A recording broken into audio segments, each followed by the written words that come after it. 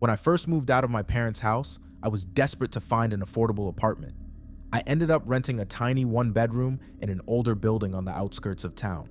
The landlord, Mr. Griffin, seemed friendly enough when I met him. He was in his 60s, a little gruff but polite, and he assured me he'd be available if I needed anything. The first few weeks went smoothly. The apartment wasn't anything fancy, but it was clean, quiet, and within my budget. Mr. Griffin lived on site in a unit on the first floor, which I thought was convenient. If something broke, he was just a call away. Then, weird things started happening. At first, it was small stuff. I'd come home from work and notice that things weren't exactly where I'd left them. A chair would be slightly out of place, or the blinds would be open when I knew I'd closed them. I told myself I was imagining things. Maybe I was just tired and not paying attention. But one night, I came home late after meeting some friends and immediately felt like something was off. The air in the apartment felt different. It's hard to explain, but it was like the place didn't feel empty. I checked the windows and doors, and everything was locked, but I couldn't shake the feeling that someone had been there. The next day, I mentioned it to a coworker, and she joked, "Maybe your landlord's snooping around." We laughed it off, but the idea stuck with me. That weekend, I decided to test a theory. I placed a small piece of tape on the inside edge of my front door, where it wouldn't be noticeable unless someone opened it. When I got home from running errands, the tape was gone. My stomach dropped. Someone had been in my apartment. I called Mr. Griffin and asked if he'd been in my unit for any reason. He sounded surprised and said no. He even acted offended, like I was accusing him of something, but his reaction felt rehearsed. I didn't have solid proof, so I let it go. But from that point on, I couldn't relax in my own home. I started double-checking the locks and even bought a small doorstop alarm to use at night. The paranoia was eating away at me, so I decided to invest in a Ring doorbell camera. I thought if I could catch whoever was coming into my apartment, I'd finally have proof. I installed it over the weekend and felt an immediate sense of relief, knowing I'd have video evidence if anything weird happened again. The very next day, I came home from work to find the Ring camera missing. Instead, there was a note taped to my door. "Please see me about this. Mr. Griffin." I marched down to his unit, furious. He opened the door with a casual smile, as if nothing had happened. "You can't just take my camera," I snapped. Mr. Griffin's expression darkened. "You didn't ask permission," he said, his tone cold. "And I don't allow doorbell cameras in this building. They invade other tenants' privacy." I was dumbfounded. "It's not even pointing at their doors," I argued. "It's just for my safety." He shook his head and muttered something about tenant rights and respecting the building's rules. His explanation didn't make any sense, and the way he looked at me, calm, almost smug, made my skin crawl. He handed me the camera, but his parting words stuck with me. "Next time, ask permission first." That night, I couldn't sleep. The idea that someone had been in my home, whether it was Mr. Griffin or someone else, was consuming me. I double-checked the locks and even wedged a chair under the doorknob for extra security. Then, sometime around 3 a.m., I woke up to the sound of a creak. My heart pounded as I lay there, straining to hear more. The doorstop alarm I'd placed earlier hadn't gone off, but something didn't feel right. I grabbed my phone and crept out of bed. As I peeked into the hallway, I froze. A man was standing in my living room. At first, I couldn't make out who it was, but as he turned slightly, the light caught his face. It was Mr. Griffin. I stepped back into my bedroom, quietly locking the door behind me. My hands were shaking so badly I could barely dial 911. The operator answered, and I whispered that someone had broken into my apartment. She assured me help was on the way. Meanwhile, I could hear Mr. Griffin moving around in the living room, his footsteps slow and deliberate. At one point, the doorknob to my bedroom rattled, and I thought I was going to pass out from fear. The police arrived about 10 minutes later, but it felt like hours. I heard them pounding on the front door, shouting, "Police, open up!" The rattling stopped, and moments later, everything went silent. When I finally opened my bedroom door, I found the officers in my living room. Mr. Griffin was gone, but they found signs that someone had tampered with the lock on my front door. I told them everything, and they promised to investigate. The next morning, I packed up and left. I didn't even wait for my lease to end. I just wanted out. A week later, I got a call from one of the officers handling the case. They'd confronted Mr. Griffin, who denied everything, of course. But apparently, I wasn't the first tenant to report strange behavior. Other tenants had accused him of entering their apartments uninvited, but nothing had ever been proven. I still don't know what he was doing in my apartment that night, and honestly, I don't want to know. I just know that I'll never rent from a private landlord again. Some deals are too good to be true, and losing your sense of safety isn't worth it. A couple of years ago, I moved into a duplex that felt like a hidden gem. It was in a quiet neighborhood, affordable, and had a cozy charm that felt perfect for someone like me, a single woman just starting out on her own. The landlord, Mr. Hargrove, lived in the other unit, which initially felt like a bonus. I thought having him so close by would mean quick responses if anything needed fixing. When I first toured the place, I noticed there was one room in the house that was locked. It was a small door in the hallway, just past the bathroom. I assumed it was a utility closet or storage space. When I asked Mr. Hargrove about it, he chuckled and said, "Just some tools and supplies, nothing you need to worry about." That felt reasonable at the time. The rest of the duplex was great, so I signed the lease and moved in a week later. At first, everything was fine. Mr. Hargrove was friendly, albeit a little odd. He'd wave when I came home from work and occasionally knock on my door to ask if everything was okay. I didn't mind. It was nice to feel like someone was looking out for me. But then, things started to feel strange. I'd come home from work and notice little things that were off. A light I was sure I'd turned off would be on. A kitchen cabinet I never used would be open. At first, I chalked it up to my own forgetfulness. Moving was stressful, and I figured I just wasn't paying attention to the small details. One night, though, I came home and found the locked door slightly ajar. My stomach dropped. I stared at it for a moment, frozen, before walking over and pushing it open. The room was dark, and the light switch didn't work. I shined my phone's flashlight inside and saw that it was completely empty. Not even tools or shelves, just bare walls and a dusty floor. The odd thing was, it didn't look like a closet. It was too large and oddly shaped, with a small window high up on the wall. It felt more like a small bedroom or a storage area that had been stripped of anything useful. I closed the door and told myself it was no big deal. Maybe Mr. Hargrove had taken out the tools for something and forgot to lock it again. But I couldn't shake the uneasy feeling. The next day, I texted him, casually asking about the room. He replied almost instantly, "I told you it's just tools. Don't worry about it." When I mentioned it was empty, he called me. His voice was calm, but had a sharp edge to it. "You don't need to go in there. It's not part of your lease." Then he hung up. That should have been my cue to leave, but I convinced myself I was overreacting. The next few weeks, the feeling of unease grew stronger. I started hearing noises at night, soft creaks, like someone was moving around in the hallway. Once, I thought I heard whispering, but when I got up to check, the apartment was empty. I decided to take matters into my own hands. I bought a cheap security camera and set it up in the living room, pointing toward the hallway where the locked door was. I figured if anything weird was going on, the camera would catch it. The first night I slept better, knowing I'd have proof if anything happened. But when I checked the footage the next morning, I felt sick. Around 2 a.m., the locked door opened. Slowly. The footage didn't show who or what opened it, just a door swinging outward. A shadow passed across the hallway, moving toward the bathroom, and then disappeared back into the room, closing the door behind it. I packed a bag and went to stay with a friend that night. I didn't want to confront Mr. Hargrove without knowing exactly what was going on, but I couldn't stay in that duplex another night. My friend convinced me to call the police, and I agreed. When the officers arrived the next day, I showed them the footage and explained everything that had been happening.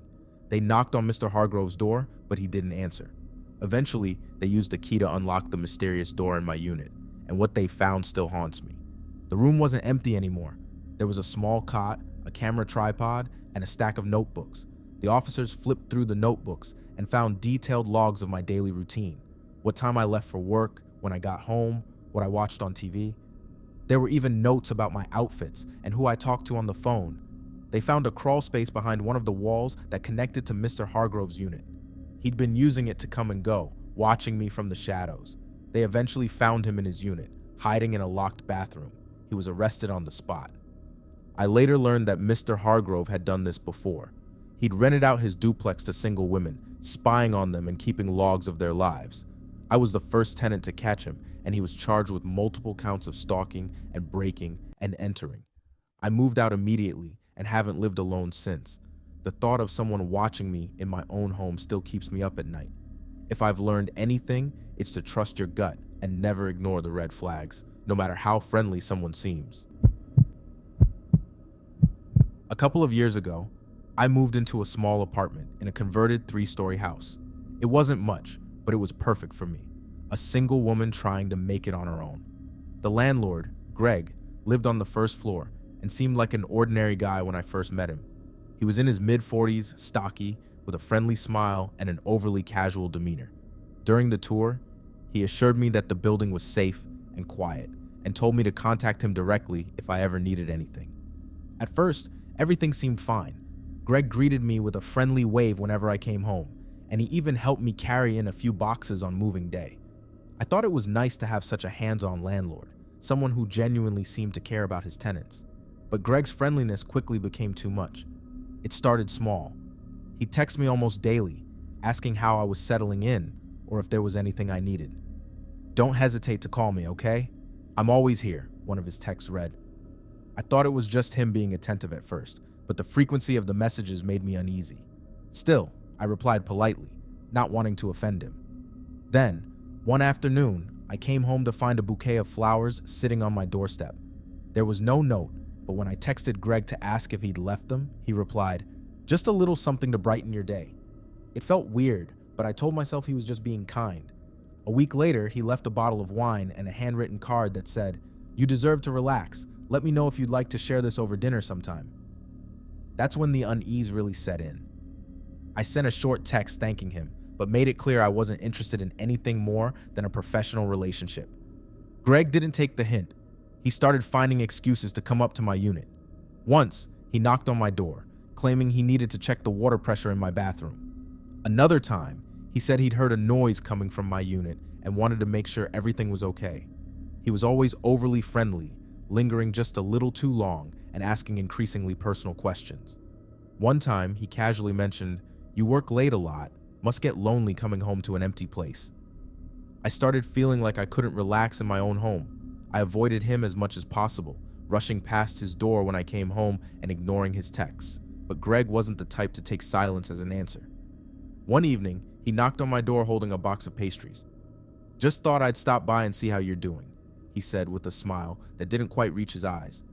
I accepted the pastries to avoid confrontation, but when he asked me out to dinner again, I stammered out an excuse and quickly shut the door.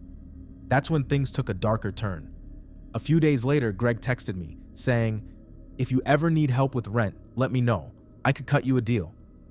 I didn't reply, but the message made my skin crawl. It felt like he was trying to hold his position as my landlord over my head, like there was an unspoken expectation attached to his generosity. Around this time, I started noticing little things out of place in my apartment. A drawer I rarely use would be slightly open, or the blanket on my couch would be folded differently than I'd left it. Once, I came home to find the bathroom window unlocked. I was sure I'd locked it before leaving that morning. I confronted Greg casually the next time he texted, asking if anyone had been in my apartment for maintenance. He replied almost instantly, "Nope. Why do you ask? Everything okay?" His response seemed innocent enough, but I couldn't shake the feeling that he knew more than he was letting on. I decided to install a small, hidden camera in my living room. It was discreet, tucked into a bookshelf, and aimed at the front door. I thought if someone was letting themselves into my apartment, I'd finally have proof. What I found on the footage the next day was terrifying, to say the least. Around 11 a.m., Greg used a key to unlock my door. He stepped inside and looked around, as if making sure no one was there. He wandered through the living room, pausing to open my mail and flip through it. Then he moved to my bedroom, out of the camera's view. He was in there for nearly 15 minutes before coming back out and leaving. I felt sick watching the video. This wasn't just a landlord checking on his property. This was a complete invasion of privacy. And the way he lingered in my bedroom sent a chill down my spine. I packed an overnight bag and went to stay with a friend. The next day, I showed the footage to the police. They took my report seriously and opened an investigation. Greg was arrested later that week, and what they found in his apartment made my stomach turn. He had a collection of items he'd taken from my apartment: letters, trinkets, and even a pair of my socks. But the most disturbing discovery was a notebook filled with detailed notes about my daily routine. When I left for work, when I came home, and even what I watched on TV. Greg was charged with trespassing, stalking, and theft. I moved out immediately and have never lived alone since. To this day, I can't shake the feeling of being watched, and I've installed cameras in every room of my new apartment. If I've learned anything, it's to trust your gut. When someone's behavior feels wrong, it probably is. No amount of cheap rent is worth losing your sense of safety. A couple of years ago, I found what I thought was the perfect rental, a charming little cottage on the outskirts of town.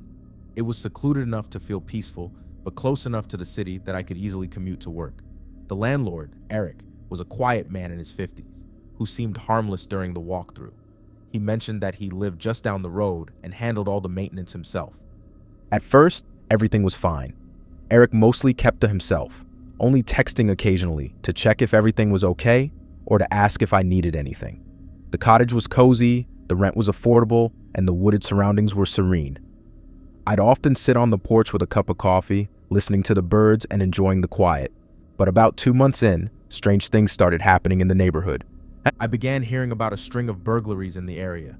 A few homes on the same road as mine had been broken into, usually at night while the owners were away. The police had no leads, and the burglaries were becoming more frequent. Everyone in the neighborhood was on edge, including me. I started double-checking my locks and leaving a light on when I wasn't home. One day, Eric came by unexpectedly while I was working in the yard. He made small talk about the weather, and then casually brought up the burglaries. "It's crazy, isn't it?" he said, shaking his head. "People around here never used to lock their doors. Times are changing, I guess." Something about the way he said it made me uneasy, but I brushed it off. After all, he was just making conversation. A week later, I noticed something strange. While cleaning out a small closet in the hallway, I found an old key tucked into a corner shelf. It didn't look like it belonged to the cottage. It was an antique skeleton key, heavy and worn. Curious, I asked Eric about it the next time I saw him. He seemed startled when I mentioned it. "Oh, that's probably from my parents' time," he said quickly. "They used to own the place. Just toss it. It's useless." His reaction felt off, but I didn't press the issue. That night, I couldn't stop thinking about the key. Why had he been so eager to dismiss it? And why was it hidden in the closet instead of somewhere more obvious? I decided to do some research. Using the address on my lease, I looked up the property's history online, hoping to find something that might explain it. What I found wasn't about the house, it was about Eric. About 10 years earlier, he'd been arrested for burglary. According to the articles I found, he'd broken into several homes in the area, stealing valuables and cash. He'd served a few years in prison and was released on parole. I felt a cold chill run down my spine. Had my landlord gone back to his old ways? I started paying closer attention to Eric's behavior. He often drove past the house at odd hours, and I noticed him walking through the neighborhood late at night with a flashlight. When I asked him about it, he laughed and said he was just keeping an eye on things. One night, I set up a small camera near the front porch, hoping to catch any suspicious activity. The footage I reviewed the next morning made my stomach drop.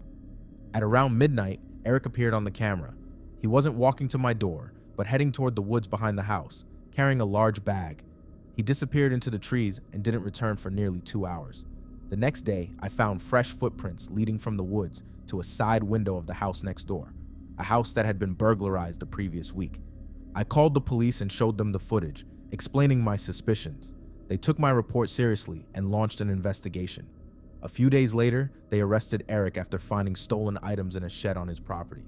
Jewelry, electronics, cash. It was all there, including items reported missing from multiple homes in the area. Eric confessed to everything. He'd been using his role as a landlord to scope out homes and learn the routines of the neighborhood. He knew when people were away, which windows were left unlocked, and where valuables were likely kept. He thought he'd never get caught because everyone trusted him. The thought of how easily I could have been one of his victims still haunts me. I moved out of the cottage immediately and stayed with friends until I found a new place. Now, I'm much more careful about vetting landlords, and I always trust my gut when something feels off. Sometimes, the people who seem the most ordinary are hiding the darkest secrets. When I moved into my new apartment, I thought I'd hit the jackpot.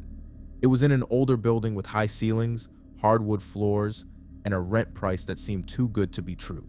The landlord, a man named Joel, was in his mid-50s and seemed friendly enough when he gave me the tour. He lived in one of the ground floor units, but the building only had 6 apartments, so I figured it wouldn't be hard to avoid him. The first month was uneventful. Joel was polite but distant, and the neighbors mostly kept to themselves. I loved the place. It was quiet, cozy, and felt like a fresh start. But then, things started to feel off. I'd hear strange noises at night, soft shuffling, creaking floorboards, and what sounded like faint whispers. I chalked it up to thin walls and old pipes. One night, I even convinced myself I'd imagined hearing a cough coming from somewhere inside my apartment. After all, I lived alone. Then I noticed food going missing. At first, it was small things. A carton of eggs would have fewer than I remembered, or a soda would be gone from the fridge. I told myself I was being forgetful, but it kept happening. One morning, I went to make coffee and found the bag of grounds almost empty, even though I'd just bought it. That's when I started to worry. I mentioned it to Joel casually, hoping he'd tell me the previous tenant had left a spare key with a friend who might still be using it. Instead, Joel laughed. "You've got to be careful in old buildings like this," he said. "Sometimes the place plays tricks on you." The way he dismissed my concerns made me uneasy, but I couldn't put my finger on why. I started locking my bedroom door at night and double-checking the locks on my windows. One weekend, I decided to do a deep clean of the apartment. I moved furniture around, wiped down surfaces, and even tackled the storage closet in the hallway. A tiny, narrow space I hadn't really paid attention to since I moved in. That's when I found it. Behind a stack of old paint cans was a small door, no more than 2 feet tall, set into the wall. It was painted the same color as the rest of the closet, and I might have missed it entirely if the paint cans hadn't shifted. The door had a tiny latch, the kind you'd see on a crawl space. Curiosity got the better of me, and I unlatched it. The door creaked open to reveal a dark, narrow tunnel. My heart was pounding as I shined a flashlight into the space. It was a crawl space that seemed to extend beneath the building. The air was damp and stale, and the floor was covered in dust and debris. And then I saw it, a small blanket, a half-empty water bottle, and a crumpled fast food wrapper. Someone had been in there, recently. I slammed the door shut, my hands trembling. My mind raced as I tried to make sense of what I'd just seen. Who was using the crawl space? How had I not noticed them? I decided to confront Joel the next day. When I knocked on his door, he seemed surprised to see me. "Hey there," he said with his usual grin. "What's up?" I hesitated, then blurted out, "Is there anyone else living here? Like, in the crawl spaces?" Joel's grin faltered for a split second, but he recovered quickly. "What are you talking about? That's just old storage space. No one's been down there in years." I didn't believe him, but I couldn't exactly accuse him without proof. That night, I set up a small camera in the hallway, aimed at the closet. If someone was sneaking in, I wanted to catch them in the act. The footage I reviewed the next morning was chilling. At around 3 a.m., the closet door creaked open. A man crawled out, thin, disheveled, and wearing tattered clothes. He moved quietly, heading straight for my kitchen. He rummaged through my cabinets and fridge, drinking directly from a carton of milk before slipping back into the crawl space. I called the police immediately, shaking as I explained the situation. They arrived within the hour and searched the crawl space. What they found still haunts me. The crawl space wasn't just a small tunnel. It extended beneath the entire building, with several makeshift sleeping areas. The man wasn't alone. 2 others had been living down there as well. The officers said they'd likely been using the crawl space for months, sneaking into apartments to steal food and supplies when tenants were out or asleep. When they questioned Joel, his story unraveled. It turned out he'd known about the crawlspace tenants all along. They were squatters he'd discovered years ago, and instead of reporting them, he let them stay in exchange for doing odd jobs around the building. He even gave them keys to some of the units. Joel was arrested for endangering his tenants, and the crawlspace was sealed off permanently. I moved out as soon as I could, but I still struggled to sleep at night. Knowing that people were living just beneath my feet, sneaking into my apartment while I slept, is a level of vulnerability I never want to feel again. A few years ago, I found a cozy 2-bedroom apartment in an old Victorian-style house that had been converted into rentals. The place was charming. High ceilings, lots of natural light, and a little balcony overlooking the street. The landlord, a man named Mark, lived on the top floor with his teenage daughter, Emily. Mark seemed polite but distant when I first met him, more interested in handing me the lease than making small talk. Emily, however, stood quietly in the background, watching me with a strange intensity. The first few months were uneventful. Mark kept to himself, only reaching out to collect rent or handle minor maintenance requests. I rarely saw Emily, but occasionally I'd catch her watching me from a window as I came and went. It felt a little odd, but I brushed it off. She was just a teenager, probably bored or shy. Then one evening, there was a knock at my door. I opened it to find Emily standing there, holding a plate of cookies.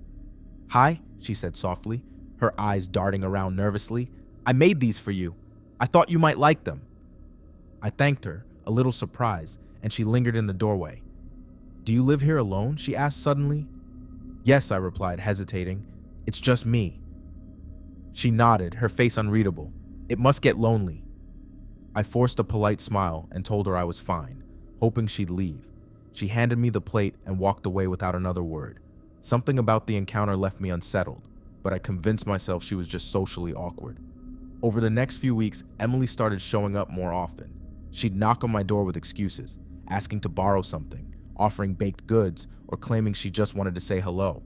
Her questions became increasingly personal. "Do you have a boyfriend? What time do you usually get home from work? Have you ever had a bad experience living here?"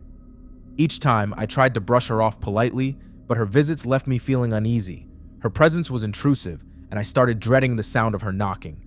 Then one night, I woke up to the sound of footsteps above me. I assumed it was Mark or Emily moving around upstairs, but the steps were heavy and deliberate, pacing back and forth across the ceiling. It went on for hours, keeping me awake. The next morning, I mentioned it to Mark when I saw him in the hallway. "Sorry about that," he said, not meeting my eyes. "Emily's been having trouble sleeping." His answer didn't feel right. The pacing hadn't sounded like a restless teenager.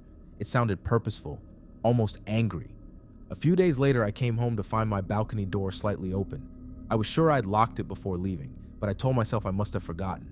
Then I noticed that one of my chairs had been moved, dragged closer to the railing, and I felt a chill run down my spine. Someone had been out there, watching.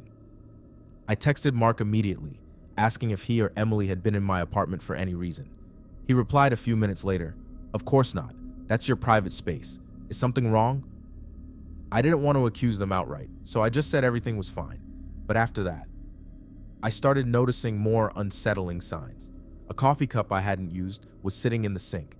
A drawer in my dresser was left open. One night, I woke up to the faint sound of whispering outside my bedroom window. I decided to set up a small camera near the balcony door, hidden among some plants. I thought maybe I was being paranoid, but I needed to know if someone was coming into my apartment.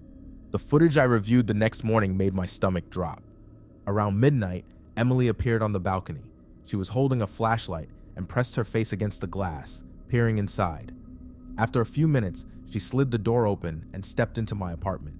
She wandered around, touching my belongings, opening drawers, and even sitting on my couch. At one point, she picked up a photo of me and stared at it for several seconds before putting it back. Then she left, closing the door behind her. I immediately called the police and showed them the footage. They questioned Emily and Mark later that day, and the truth that came out was more disturbing than I could have imagined. Emily had been sneaking into my apartment for weeks, possibly months.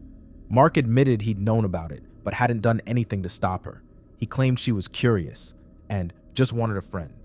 But the police found something far more sinister when they searched their apartment. Emily had a small box under her bed filled with my belongings. Items I hadn't even realized were missing. Hair ties, a lipstick, a scarf. She'd been stealing pieces of my life, obsessively collecting them. Mark was charged with neglect and enabling her behavior, and Emily was placed in psychiatric care. I moved out immediately and have been much more careful about vetting landlords ever since. To this day, I still feel a twinge of paranoia whenever I'm home alone. The thought of someone quietly watching, creeping into my space, and invading my life is a fear I don't think I'll ever shake. I was 24 when I moved into a duplex in a small, quiet town. It wasn't my dream home, but the rent was cheap and the place seemed cozy enough. The landlord, Tony, lived in the unit below me. He was a man in his early 50s, with a stocky build, thick glasses, and a friendly but overly familiar demeanor. During the walkthrough, he mentioned that the basement was shared between the two units, and that I could use it for storage. "Just let me know if you ever need anything down there," he said with a wide grin. At first, everything seemed fine. Tony was the kind of landlord who liked to chat whenever you crossed paths. He'd ask about my day, offer advice about the neighborhood, and even bring up stories about past tenants. I thought he was just trying to be neighborly, though I noticed he liked to hover a bit too long during conversations. Then, I started noticing how often he mentioned the basement. One afternoon, I bumped into him while taking out the trash. "You should check out the basement," he said out of the blue. "It's a great space for hobbies or projects. Lots of potential down there." I brushed it off, telling him I didn't have much to store or any projects in mind, but over the next few weeks, he brought it up again and again. "Have you seen the basement yet? If you ever need tools, I've got plenty down there. You really should take a look." His insistence was odd, but I figured he was just proud of his property. Eventually, curiosity got the better of me, and I decided to check it out. The basement was what you'd expect in an older house, dimly lit with concrete floors and exposed pipes. One side was filled with random junk, old furniture, paint cans, and broken tools. The other side was empty, except for a small workbench and a locked door. "What's behind the door?" I asked Tony the next time I saw him. He hesitated for a moment before saying, "Oh, that's just a storage room. Nothing exciting. It's where I keep some personal stuff. Don't worry about it." His answer seemed reasonable, but something about the way he said it made me uneasy. He was too quick to dismiss it, too eager to change the subject. A few weeks later, things started to feel off. I'd come home to find small things out of place. Nothing major, just little details that felt wrong. A book left open on the coffee table, a drawer slightly ajar, a glass in the sink when I knew I'd left it on the counter. At first, I thought I was imagining things, but the feeling grew stronger with each passing day. One evening, as I was getting ready for bed, I heard a faint noise coming from below. It was a low, rhythmic sound, like someone dragging something heavy across the floor. I froze, listening. It stopped after a few moments, and I told myself it was just the old house settling. But I couldn't shake the unease. The next day, I decided to investigate the basement again. This time, I paid closer attention to the locked door. It was sturdy, with a heavy padlock, and had clearly been reinforced. I knocked on it, half expecting Tony to appear behind me, but there was no response. I leaned in closer, and for a split second, I thought I heard movement on the other side. I decided to install a small, hidden camera in the basement, aimed at the door. I figured if Tony or anyone else was using the space for something strange, I'd catch them on video. The footage I reviewed the next morning sent chills down my spine. At around 2 a.m., Tony appeared on the camera.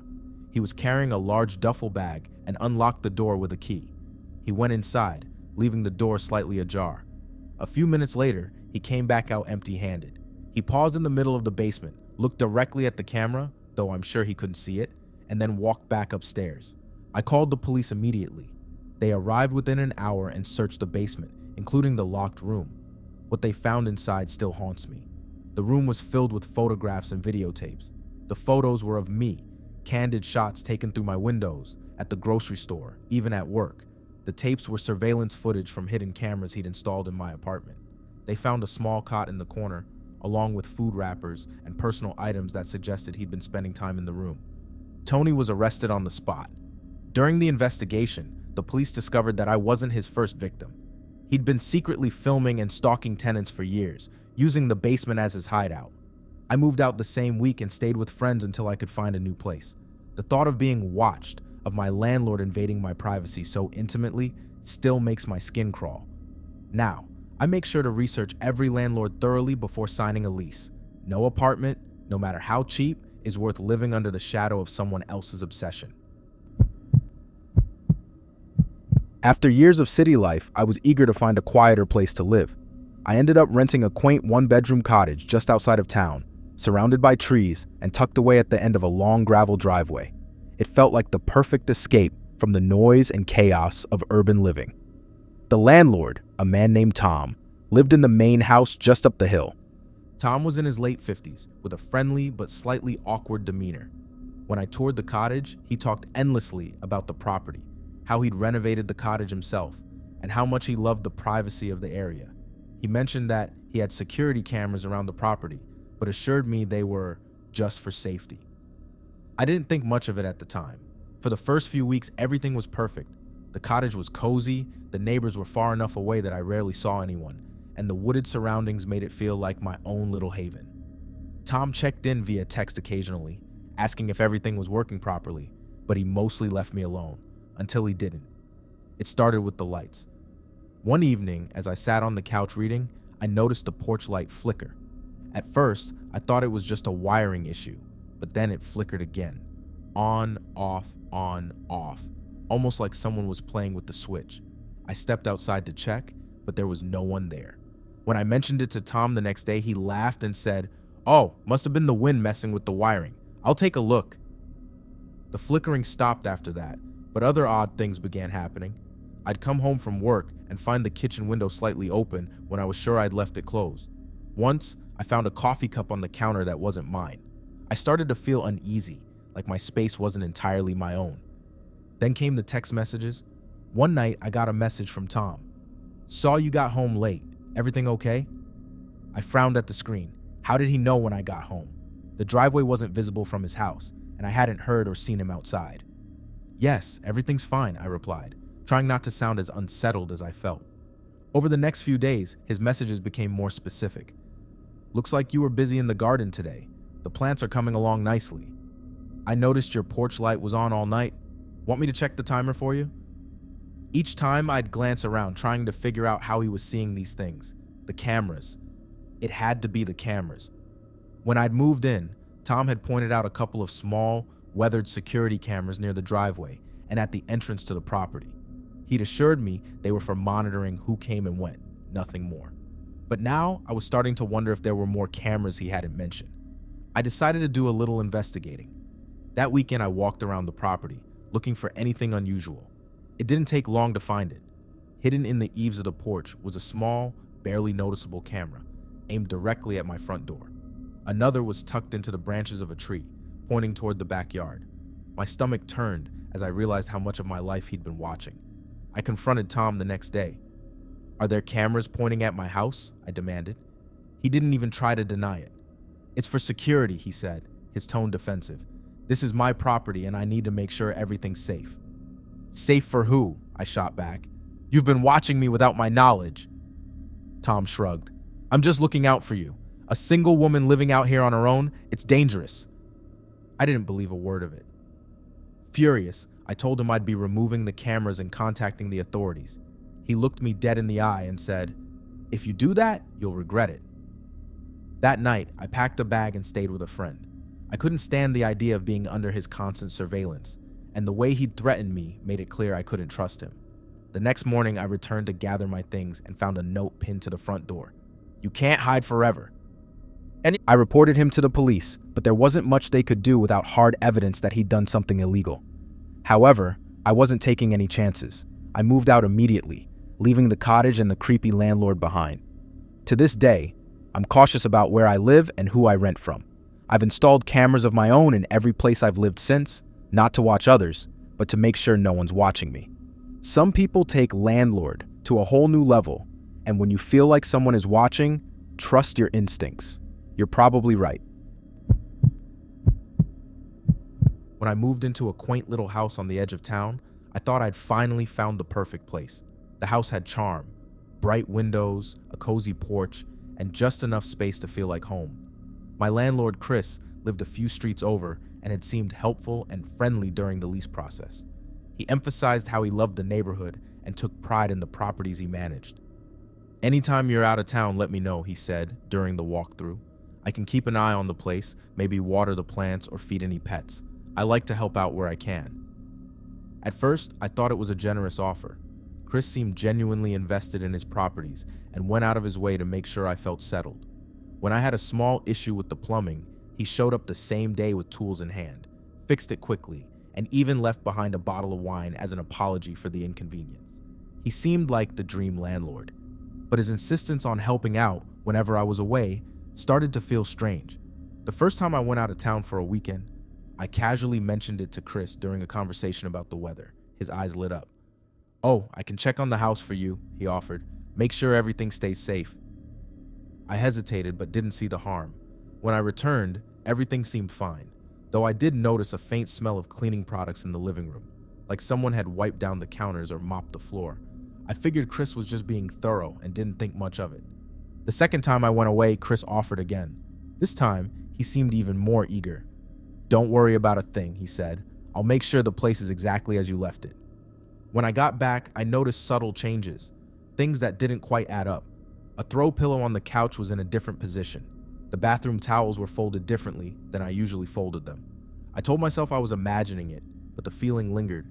The turning point came when I went on a week-long vacation. Before I left, Chris texted me several times, reminding me that he'd keep an eye on things. His messages felt a little pushy, but I didn't want to offend him. I reluctantly handed over a spare key and tried to push my unease to the back of my mind. When I came back, the house was spotless. Too spotless. It smelled like a hotel. Fresh linen spray, disinfectant, the faint sense of air freshener. My laundry basket, which I'd left half full, was empty, and my bed had been remade with military precision. That's when I noticed something even stranger: the guest bedroom. I rarely use the guest room, but when I peeked inside, I saw the bed was perfectly made, with decorative pillows I didn't own. A vase with fresh flowers sat on the nightstand. It looked staged, like something out of a magazine. I immediately texted Chris to ask if he'd done anything while I was gone. He replied almost instantly, "Just tidied up a bit. Figured you'd appreciate coming home to a clean house." Something about his response didn't sit right with me. I decided to check the camera on my doorbell, which I'd installed a month earlier but hadn't really used. When I reviewed the footage, my stomach dropped. Over the course of the week, several different people had come and gone from my house. Families, couples, even a group of college-age kids. They carried suitcases and coolers, and one group even posed for selfies on the porch. It didn't take long to piece together what had happened. Chris had been renting out my home as a short-term vacation rental while I was away. I confronted him immediately. At first, he tried to deny it. "That's crazy," he said, laughing nervously. "Why would I do that?" But when I mentioned the doorbell footage, his demeanor changed. He sighed, rubbed the back of his neck and said, "Look, it's not a big deal. I thought it'd be a win-win. You're gone, they use the space for a couple of days, and you come back to a clean house. No harm done." "No harm done?" I snapped. "You let strangers into my home without my permission." He tried to justify it, saying the money helped him cover costs, and that the guests were carefully vetted. He even had the audacity to suggest I'd benefit from the arrangement if I let him continue doing it. "I can knock a few hundred off your rent each month," he offered. "Think about it." I told him I'd be reporting him to the authorities and started packing my things at night. Chris begged me not to say anything, claiming it would ruin his reputation and his business, but I didn't care. I filed a complaint with the local housing authority and provided them with the footage as evidence. It turns out Chris had been running this scheme with several of his rental properties, using tenant homes as unofficial vacation rentals whenever they were out of town. He was fined heavily, and his landlord license was revoked. As for me, I moved out immediately, and have been much more cautious about sharing my travel plans ever since. The thought of strangers sleeping in my bed, touching my belongings, and invading my space still gives me chills. Home is supposed to be where you feel safe, but not with a landlord like Chris. When I found the listing for a cheap, one-bedroom apartment in a quiet suburban neighborhood, I thought it was too good to be true. The rent was ridiculously low for the area, and the pictures showed a clean, well-maintained unit with modern appliances. The landlord, a man named Carl, seemed polite but distant during the walkthrough. He was in his mid-50s with a wiry frame and a nervous energy, as though he was always in a rush. "This place usually goes fast," he said, handing me the lease. "If you're interested, I'd sign sooner rather than later." It all seemed legit, and I was desperate to move out of my cramped studio downtown, so I signed the lease without hesitation. At first, the place seemed perfect. It was quiet, my neighbors mostly kept to themselves, and Carl was responsive whenever I had a maintenance issue. But as time went on, little things started to stand out. The first oddity was the basement. During the initial walkthrough, Carl had mentioned the shared basement, a large, unfinished space where tenants could store boxes or do laundry. "Feel free to use it," he'd said, "but keep to your side. I've got some personal stuff down there." He didn't elaborate, and I didn't think much of it. Everyone has junk they don't want to deal with. One evening, about a month after I moved in, I decided to do some laundry. The basement was dimly lit, with concrete floors and a faint smell of mildew. At the far end, I noticed a section of the basement cordoned off with a heavy curtain. Curious, I peeked through the gap and saw rows of shelves filled with old tools, cans of paint, and boxes labeled in Carl's handwriting. It looked like harmless storage, but something about the way it was tucked away felt odd. The next strange thing happened late one night. I was lying in bed, scrolling through my phone, when I heard the faint sound of footsteps outside my window. My unit was on the ground floor, and the blinds were closed, but the sound was unmistakable. I froze, listening as the footsteps moved past my window and toward the back of the building. I dismissed it as one of my neighbors, or maybe Carl checking the property. But the next morning, I noticed something strange. A faint trail of muddy footprints leading from the back door to the basement stairs. The prints were fresh, and they didn't match the tread on my shoes. I asked a neighbor about it, but she just shrugged. "Carl's always puttering around at night," she said. "He's harmless." That didn't sit well with me, but I tried to ignore it. A week later, I was woken up in the middle of the night by a loud thud coming from the basement. It was followed by the unmistakable sound of something heavy being dragged across the floor. My heart was pounding as I lay in bed, listening.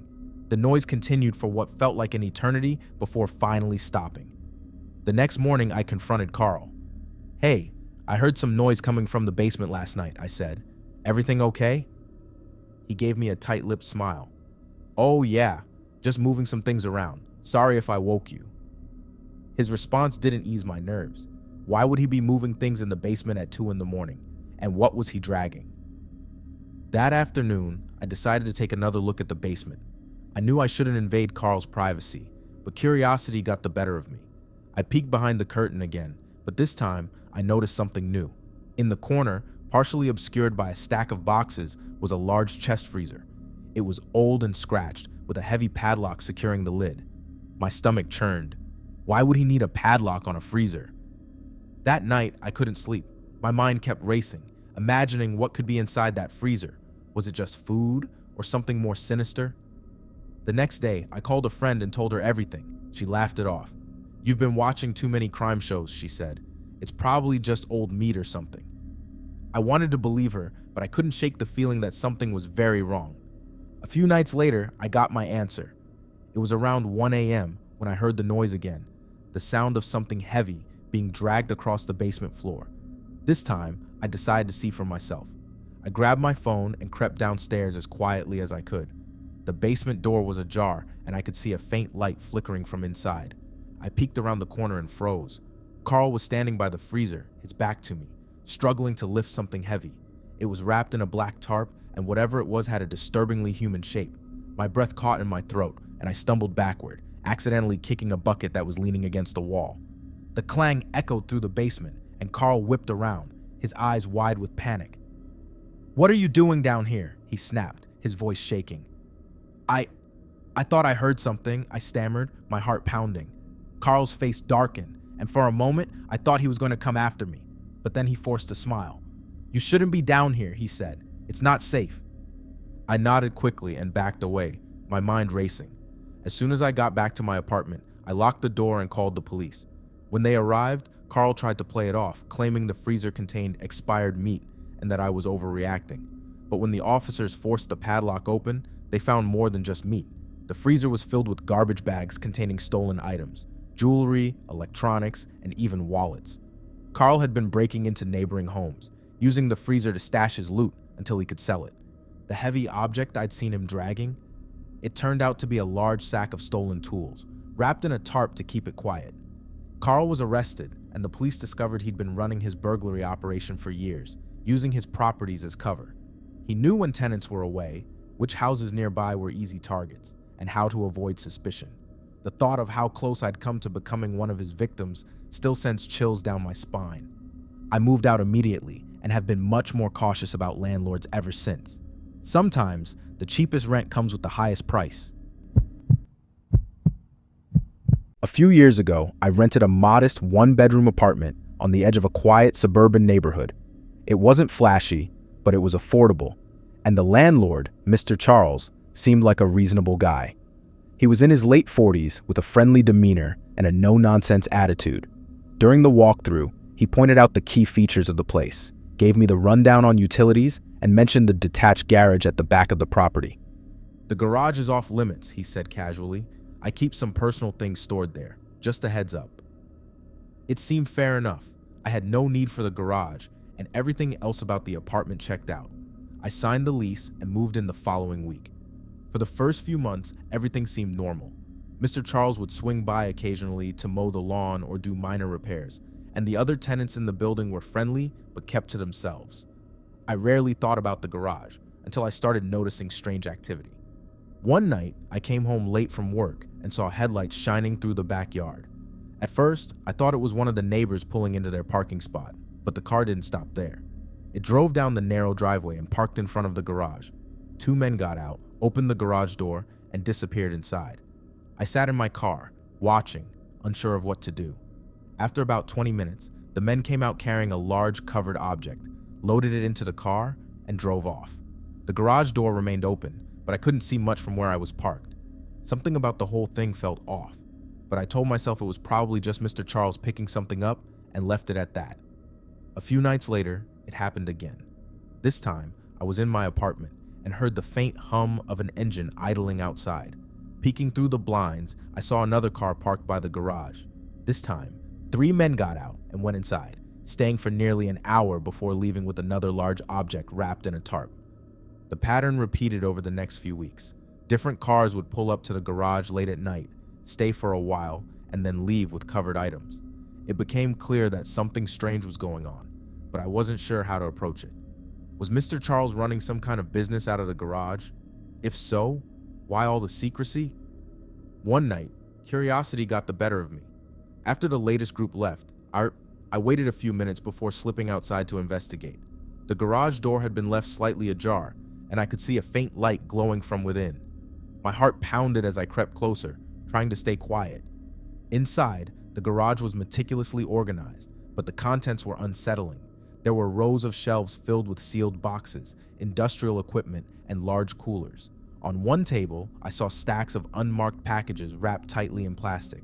There was also a strong chemical smell in the air, sharp and acrid, making my eyes water. Before I could get a closer look, I heard the crunch of footsteps on gravel. Panic surged through me as I ducked behind a stack of boxes. The footsteps got louder, and then I heard Mr. Charles's voice. "Did you forget something?" he called out, his tone light but sharp. I held my breath, staying as still as possible. I heard him rummaging around for a moment before the garage door creaked shut, plunging the space into darkness.